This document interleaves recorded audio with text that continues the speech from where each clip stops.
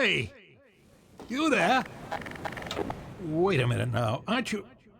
You are. You're that scientist chap, Friedman, Fishman, am I right? You must be here to take on the Combine. Not sure what one man can do, but no other reason to visit St. Olga at a time like this. I'll take you to where they made their base, or as far as I can, at any rate.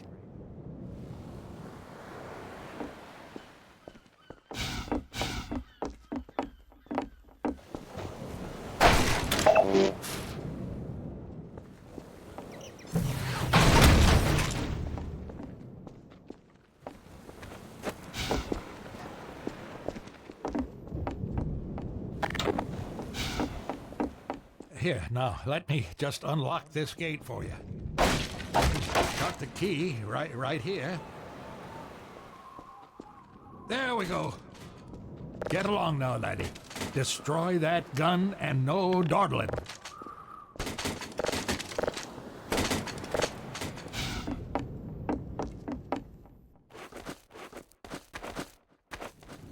Hi, this is Gabe Newell, and welcome to the Lost Coast. In this tour, we're going to be talking about a new graphics technology we've been developing called High Dynamic Range, or HDR. We'll also be giving you some insight into the design and production challenges we faced during the construction of the Lost Coast. First, a quick explanation of the commentary system. To listen to a commentary node, put your crosshair over the floating commentary symbol and press your Use key. To stop the commentary, put your crosshair over the rotating node and press your Use key again. Some commentary nodes may take control of the game for the purpose of showing something to you. In these cases, simply pressing your Use key will stop the commentary.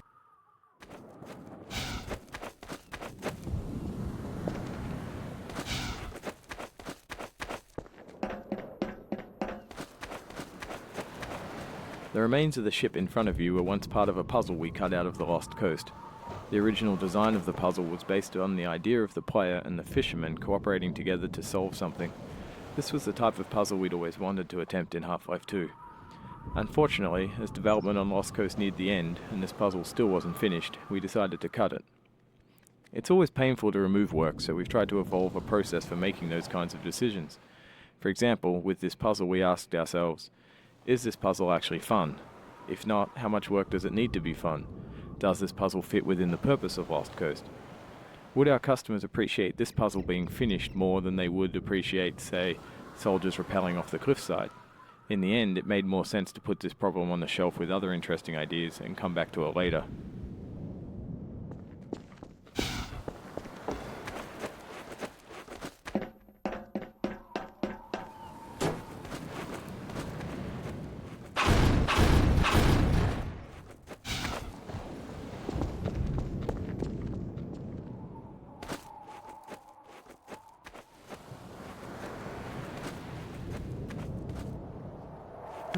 With conventional rendering, seen here on the left, if something on the screen is 20% reflective, like the wet sand, then the maximum reflected brightness could only be 20% of the maximum brightness of your monitor. HDR's more accurate simulation of light ensures that the sun's reflection on this wet sand appears as it would in the real world, which could potentially use 100% of the maximum monitor brightness. HDR uses bloom to simulate light that is beyond 100% of a monitor's maximum brightness. When the art team started to think about a location that would demonstrate the power of HDR, a beach was one of the first choices we made. The visual relationship between the sky, the water, and the rocks is something we could not achieve without HDR. In order for high dynamic range to correctly simulate the light's interaction with the surfaces around it, like these wet rocks, we needed more precise information about the surfaces than we've had in the past. And now going forward, we're modeling textures in 3D packages to ensure that the physical information encoded in the texture allows HDR to correctly bounce light off the surface. We also designed the colors and values of each surface to ensure they will be correct across all exposure levels. The process of building characters in Half-Life 2 taught us many things. By the end, we believed we'd figured out a more effective process for designing and constructing characters. This fisherman is the first character we built using that process. Design-wise, the fisherman was focused on showcasing HDR and the way light falls on human skin. The highlights on his forehead and nose are good examples of specularity on human skin. You can see how the wrinkles on his cheeks and around his eyes are an example of how we can use normal maps to add depth. Production-wise, the Fisherman was built using a similar process to the rocks you saw on the beach. We model the 3D character at a very high detail, then extract much of the physical information and store it in the textures. Water Hurry, presents lad, us get with a up lot the of path. rendering challenges. In fact, we have to render the scene 3 times. Once for the refraction of what's under the water, once for the reflection of everything above the water, and once from the player's view. You can see the reflection and refraction scenes in the 2 small windows on screen. In the refraction, we calculate per pixel how much water you're looking through to do a volumetric underwater fog to simulate particulate matter. For our full HDR solution, we had to go through the entire engine and modify every bit of code that calculated light and color. For example, these water reflection and refraction renderings had to be improved to support the full range of contrast values. Get going! If you make it back safely, I'll be here waiting for you.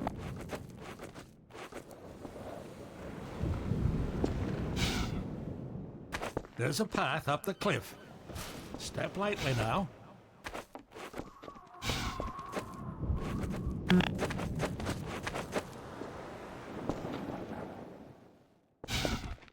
If you make it back safely, I'll be here waiting for you.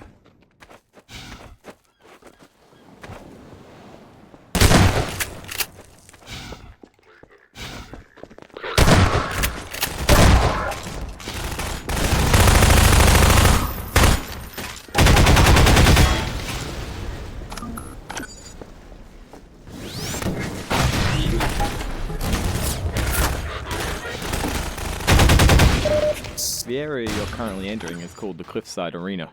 We were particularly happy with the vertical cliffside in Half-Life 1, and regretted that we didn't iterate further on that concept in Half-Life 2.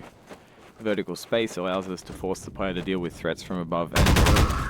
We find that players focus the view in the direction they're traveling, so by using a cliffside and having the player ascend it, we ensure that the player will look up and be prepared for enemies. If the player's path was to move past the bottom of the cliffside, it would be unlikely he would notice soldiers rappelling down from above. And dying from unknown threats never feels fair and certainly isn't fun.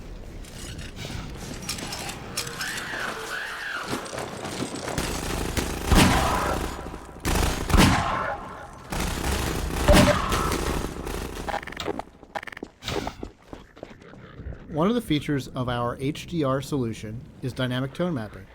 The easiest way to think about dynamic tone mapping is that it's a method of simulating the way the human eye reacts to light. In the real world, you've probably walked into a dark room and noticed your eye adjusting to the darkness, letting you see better after some time. Or you've walked out into a bright day and been blinded by the sun, only to have your eye adjust and allow you to see normally. Your iris is adjusting itself in response to the amount of light hitting your eye. Dynamic tone mapping simulates this by automatically adjusting the exposure of the scene to mimic the behavior of your iris. You can see this as the view moves from the dark tunnel to the bright sun and back again. Here, you can see the way we calculate the amount of light hitting the player's eyes. We take a snapshot of the scene, measure the brightness levels, and then use that to adjust exposure. We consider light at the center of the screen more important than at the edges to better simulate the geometry of the eye.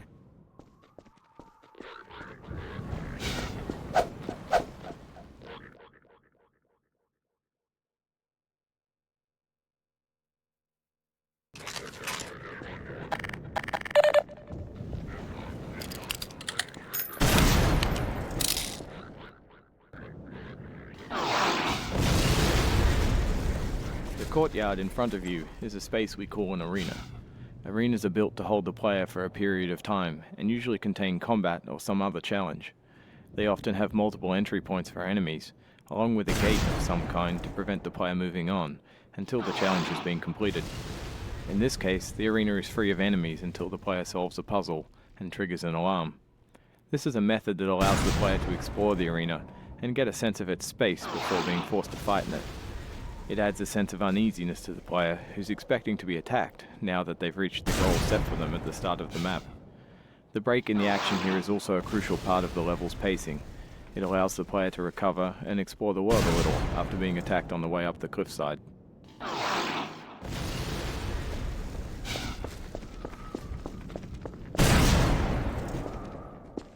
The source engine supports a wide variety of shaders. The refraction shader on the window here requires us to copy the scene to a texture, refract it, and then apply it to the window surface. To fully support HDR, every shader in the engine needed to be updated. So this refraction shader was improved to support the full range of contrast. If you viewed the sun through this window, it would be refracted correctly.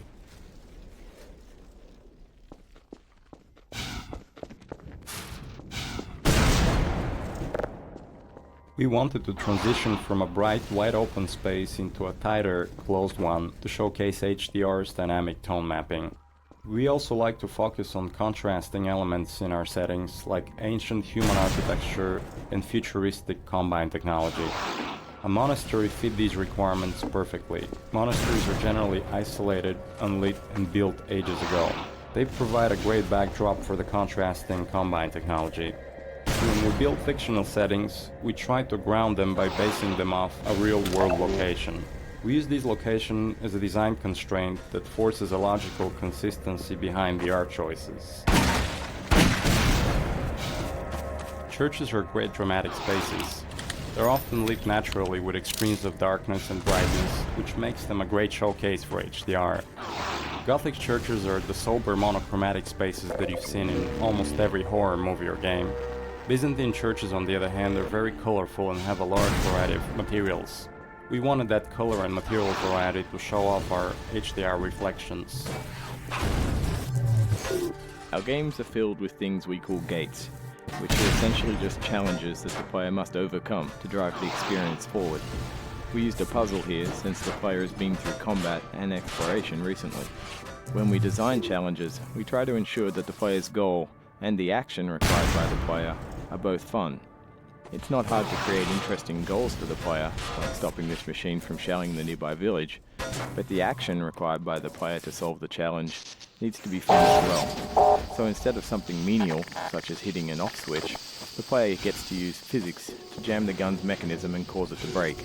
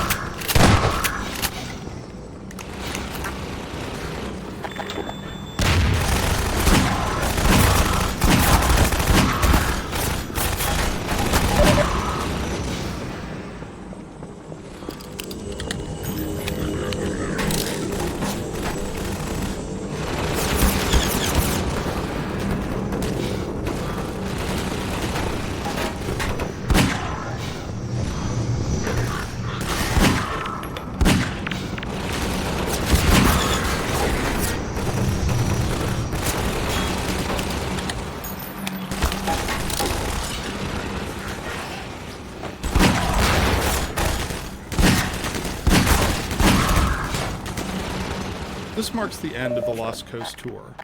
This has been an experiment on our part to see if our community would find it interesting to learn more about our development process. As always, we're interested in your feedback. I can be reached at gaben, Gaben, at valvesoftware.com. If people like this, we'll keep producing this kind of content for all of our games going forward. Thanks for listening.